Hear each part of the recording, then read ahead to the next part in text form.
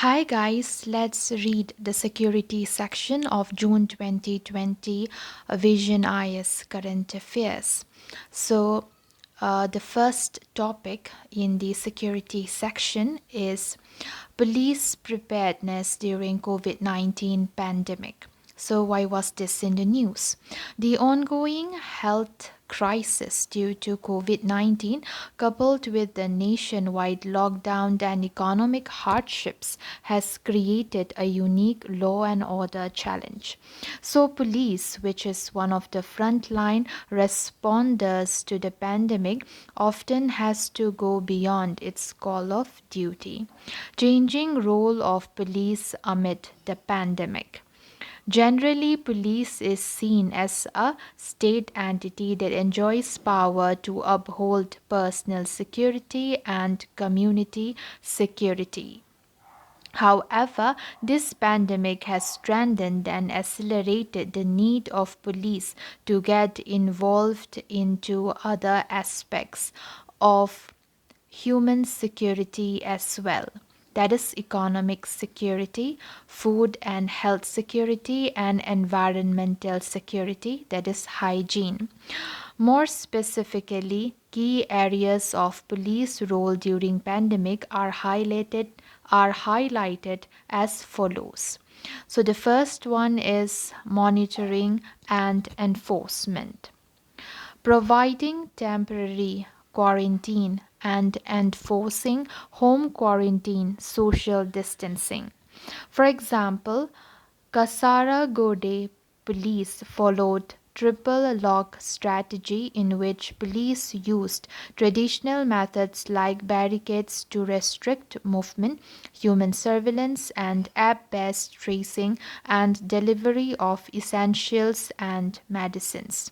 Capacities nurtured over the years, like call detail records, CDR analysis of the mobile phones of the affected people, along with other cyber forensic tools, have been used by the police to trace the contacts from affected persons, ensuring widespread use of masks and facilitating their distribution.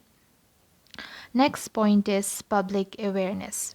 Spreading information through various platforms like social media, speakers, and dispelling misinformation. Example, road paintings or coronavirus shaped helmets were used to spread awareness and to show the importance of hygiene. Supply chain management, issuing e-passes to allow smooth movement of supplies, using police control room PCR vents to facilitate last mile delivery. Next point being migrants. Support local authorities in transport of stranded migrant workers to community spaces, movement to community spaces, government schools set up as temporary shelters, distribution of food, disinfecting transportation vehicles, ensuring social distancing at stations, etc. Reopening industries. Facilitate resumption of all kinds of work like construction, agriculture, or manufacturing. Support local authorities in conducting spot checks at work sites and enlist support of reserve forces, home guards, national cadet corps, and other defense or policing forces to manage social distancing and hygiene when work resumes at sites. Next point is police health. Keeping older personnel away from frontline, plan for rotational shifts, maintaining quarantines for sick personnel, and procuring and maintaining personal protective equipment PPE in adequate quantities, including masks, gloves, hand sanitizer. The next point is organization structure. Nodal authority. and the next being internal communication. So let's first come to nodal authority. Have adequate teams in 24 into 7 shifts, coordinate with other departments, use geographic information system for better visualization, etc. Now let's come to internal communication. Conduct briefing and debriefing sessions using recorded messages and regularly informing frontline officers about the latest orders and implementation thereof. Next point is proactive community policing. Coordinate with resident welfare associations and panchayats. Protect senior citizens by providing information and enabling services and groceries to the doorstep. Next point is crimes. Keep some personnel available for regular crime prevention and investigation duties and respond to changing nature and intensity of crime. Example, domestic violence cases have increased during lockdown.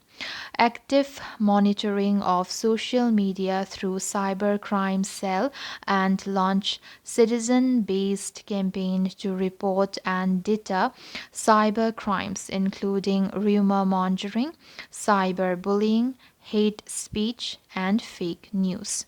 The next point is prisons and juvenile homes. Monitor and prevent outbreaks among the detained population and inculcate hygiene and social distancing practices. Make arrangement for video calls with lawyers.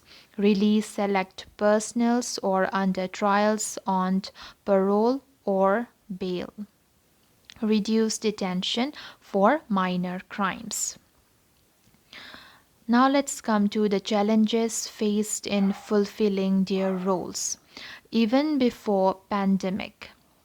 Status of Policing in India report SPIR 2019 brought out by the Center for Study of Developing Societies and Common Cause along with other organizations had pointed out various serious challenges that police in India faced even before the pandemic, such as Number 1, lack of police personnel. The police in India works at 77% of its sanctioned strength and even at full capacity. India will be one of the weakest policed countries in the world. Point 2. High workload. Police personnel work for 14 hours a day on an average, with about 80% police personnel working for more than 8 hours a day. 8 out of 10 personnel do not get paid for overtime work. The third point is lack of housing facility. For 17.21 lakh police personnel, only 5.80 lakh family quarters are available as per Bureau of Police Research and Development BPR and D data 2015. Now let's come to during the pandemic. Staffing. If there is large-scale spread of the virus amongst members of the police or in their families, there could be significant drops in the available fighting strength of the force, which is already well below desirable levels. Ill-equipped. They are out with nil or little protective gear. They wear the same substandard mask for days. Infrastructure on ground. Particularly, police response vehicles are not fabricated with the necessary equipment to handle emergencies. Ill trained. Over the last 5 years, on an average, only 6.4% of the police force have been provided in service training, the SPIR found. Considering the additional protocols and risk involved in responding to a pandemic, this training falls grossly inadequate.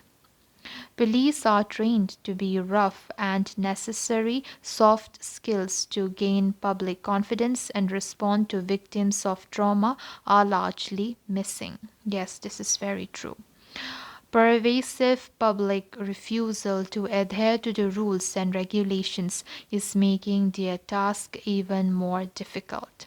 A standard operating procedure is absent in the various police departments on how to respond to various issues related to pandemic. For example, there was much confusion regarding disposal and handling of dead bodies because of COVID 19. Now let's come to way forward. Finance. Seek funds via corporate social responsibility route through a special purpose vehicle with independent oversight to cover for any shortfalls in funding of police. Next point is domestic and gender violence and child abuse. Build local intelligence network to get alerts on such cases, ensuring active response on helpline numbers, and coordinate with NGOs and medical and rehabilitation centers with and counseling support are needed. Addressing police high handedness. So, addressing police high handedness. This aberration needs further professional standard settings, behavioral and ethical norm, mainstreaming, and training inputs. The last way forward is gaining public trust. Pandemic has strengthened the need for more collaborative ways of working and partnerships within and across the public and private sectors. Moving towards a more inclusive approach that embeds societal responsibility. Now let's come to the second topic, that is lone wolf attacks. Why was this in the news? Recently, a lone wolf attack was carried out by an individual in London. About lone wolf attacks. These attacks involve threat or use of violence by a single perpetrator or a small cell. A lone wolf acts without any direct support of any other group or other individual in the planning, preparation, and execution of the attack. Though lone wolf prefers to act totally alone, his or her radicalization to action may be spurred by violent media images, incendiary books, manifestos, and fatwas, ranging from threatening and intimidating people to discriminate shootings. Okay, ranging from threatening and intimidating people to indiscriminate shootings, vehicle ramming, stabbing, and suicide bombings. Lone wolf terror attacks have become a grave threat. Long term data reveals the proportion of lone wolf attacks has risen from under 5% in the mid 1970s to above 70% for the period between 2014 and 2018. UK itself has seen three major incidents involving knife attacks since November 2019. So, what are the reasons for recent increase in lone wolf attacks? The first reason is ease of radicalization through technology. Number of online forums and social media profiles where hate speech and pro-terrorist sentiments flourishes has increased. They act as source of inspiration and aid to forge connections to like-minded extremists. Moreover, Existence of open access resources provide instructions on how to prepare weapons have found widespread usage globally. Mental illness. According to some estimates, more than 40% of attacks were perpetrated by people with diagnosed mental illness. Many youth are at greater risk of mental health conditions due to their living conditions, stigma, discrimination or exclusion or lack of access to quality support and services, making them more prone to radicalization. Next point is increasing extreme ideological movement. Extreme ideological movements are growing stronger in several European countries. Agitators have exploited the fear of religious minorities and refugees in order to undermine public confidence in government and turn them against the society. Next point is ease of execution. Terrorist organizations have embraced this tactic to spread violence in countries where coordinated big attacks are difficult to execute due to stringent security. Lax gun control regime favors lone wolves in carrying out attacks with mass casualties. Now let's come to lone wolf attacks in India. What are the challenges? Weakening position of the IS in Iraq and Syria reduces chances of a traditional regrouping of the terrorist organization. Hence, the groups might prefer lone wolf attacks by their members, sympathizers, would be militants, and foreign fighters in India. Possibility of Pakistan using it as a tool to advance its state sponsored terrorism against India. By sponsoring a widespread circulation of extremist literature and propaganda across India, both online and offline, Pakistan may resort to influencing the lone wolves to carry out terror attacks in India. High potential damage of lone wolf attacks due to presence of densely populated areas and illegal networks for obtaining firearms in India. Spread of fake news and misinformation. Fake news propagated through social media sites crystallize biased narratives and seem to legitimize and reinforce the desire to seek violence against the other. Steps taken to prevent it. So, what are the steps being taken? The first one is strict laws have made gaining access to explosives, light weapons, and other ammunitions in India immensely difficult. India's cultural pluralism and democratic values has helped counter extremist ideologies. India has the third largest Muslim population in the world. Only a minuscule fragment of the population has expressed interest in joining or empathizes with the IS or sympathizes with the IS. Strong security apparatus, along with the reforms in the counter-terrorism structure in the aftermath of 2008 Mumbai terror attacks, is a major deterrent to the lone wolves. Now let's come to threats associated with lone wolf attacks. The first one is hard to detect and prevent.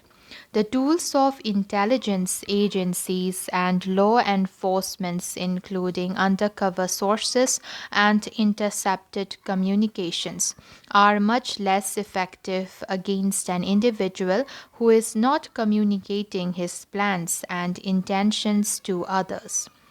Hurdles in profiling. Lone wolf terrorists comprise a wide variety of violent extremists. So, lone wolf terrorists comprise a wide variety of violent extremists. Among them are religious zealots, environmental, animal rights extremists, etc. Even at the level of the ideological or religious background, there is much variety. This makes it harder to counter them as ideological. This makes it harder to counter them at ideological level. The next point is hard to distinguish from internet banter. It is extremely difficult to differentiate between those extremists who intend to commit attacks and those who simply express radical beliefs or issue hollow threats. Providing a template to violent prone misfits who might otherwise not have acted. People who might not have the means, opportunity, or even desire to actually join a terrorist organization might nevertheless come to see lone wolf attacks as an appealing way to express their rage and avenge perceived injustice. So, what is the way forward? A multi pronged approach towards radicalization must be adopted by the government and the security agencies, anchored in human intelligence, strong ties with communities and community leaders, and de radicalization programs. Monitoring social media can help officials spot potential attackers without previous connections to other terrorists. Governments should continue to press companies such as Facebook and Twitter to tighten restrictions on accounts linked to terror groups, monitoring users more regularly, and suspending their accounts when necessary. Try to make lone wolf attacks less lethal by limiting access to explosive materials, semi automatic weapons, etc. Focus on gathering intelligence, arresting suspected cell leaders, and destroying terrorist command centers involved in radicalization activities. Proactive measures such as training and equipping the local police, contingency plans by the intelligence and counter-terrorism structures, and a robust national counter-terrorism doctrine addressing the different nuances of terrorism are strategically important to subdue any attempts of lone wolf terrorism. Big data analytics can be used to discern the level of radicalization of potential recruits, their networks and sources of information, funding, and leadership in order to help unravel the roots of radicalization. Now let's come to the third topic on security, that is Financial Action Task Force. Why was this in the news? Pakistan is likely to remain on the grey list of the Financial Action Task Force (FATF) for failing to comply with its deadline to prosecute and penalize terrorist financing in the country. Terrorist financing. Terrorist financing is the process by which terrorists fund their operations in order to perform terrorist acts.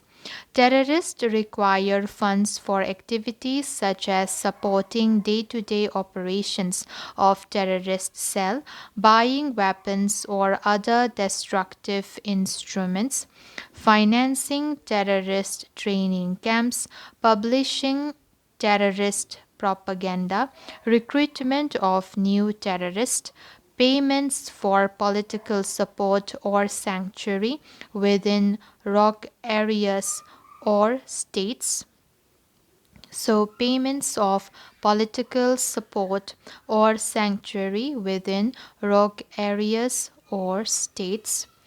Sources of terrorist financing vary from legitimate funds such as donations and money derived from charities to unlawful funds derived from activities such as drug trafficking, money laundering, smuggling, and illegal arms trading.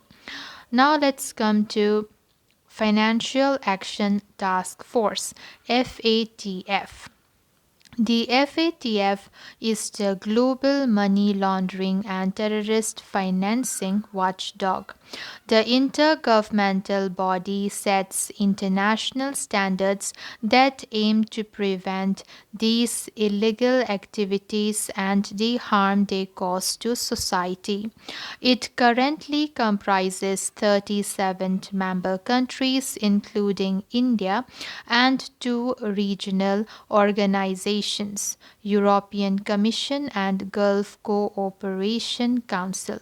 So it comprises of 37 member countries, including India, and two regional organizations, European Commission and Gulf Cooperation Council. It was established in July 1989 by a group of seven G7 summit in Paris, initially to examine and develop measures to combat money laundering. It later expanded its mandate to incorporate efforts to combat terrorist financing and to counter the financing of proliferation of weapons of mass destruction in addition to money laundering. FATF established a series of special recommendations to combat terrorism, which outlined measures to deprive terrorists and terrorist organizations of access to funding and the financial system. Role of FATF in combating terrorist financing. The first one is setting global standards to combat terrorist financing. FATF ensures all its members have implemented measures to cut off terrorism related financial flows in accordance with the FATF recommendations. All members are required to criminalize the financing of individual terrorists and terrorist organizations, freeze terrorist assets without delay, and implement ongoing prohibitions. Evaluating countries' ability to prevent, detect, investigate, and prosecute the financing of terrorism, FATF issues two lists, namely the first one is the blacklist and the another one is the grey list. Blacklist, officially known as high risk jurisdictions, subject to a call for action. It sets out the countries that are considered deficient in their anti money laundering and counter financing of terrorism AML or CFT regulatory regimes. These blacklisted countries are subjected to economic sanctions and other prohibitive measures by FATF member states and other international organizations. The current FATF blacklist includes two countries. The first one is North Korea and the another is Iran. Now let's come to grey list, officially referred to as jurisdictions under increased monitoring. Countries on the FATF grey list represent a much higher risk of money laundering and terrorism financing but have formally committed to working with the FATF to develop action plans that will address their AML or CFT deficiencies. These countries are subjected to increased monitoring by the FATF. While grey list classification is not as negative as the blacklist, countries on the list may still face economic sanctions from institutions like the IMF and the World Bank, experience adverse effects on trade.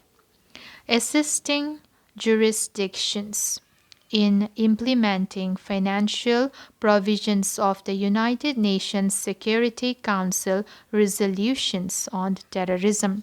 The FATF has developed a range of tools and guidance to help detect, disrupt, punish and prevent terrorist financing. FATF recommendations and other reports helps member countries to the first one, understand and assess how terrorism is or may be financed. Number two, enable financial institutions and non financial business and professions to detect possible terrorist financing. Number three, developed a framework to urgently freeze funds and assets of terrorists and their financiers. Number four, prevent the abuse of non-profit organizations for terrorist financing purposes. Number five, establish control over the cross border transportation of cash and bearer negotiable instruments. Number six, ensure proper information sharing between competent authorities. Number seven, create a financial intelligence unit to collect and analyze information on terrorist financing. That's all, guys. Bye.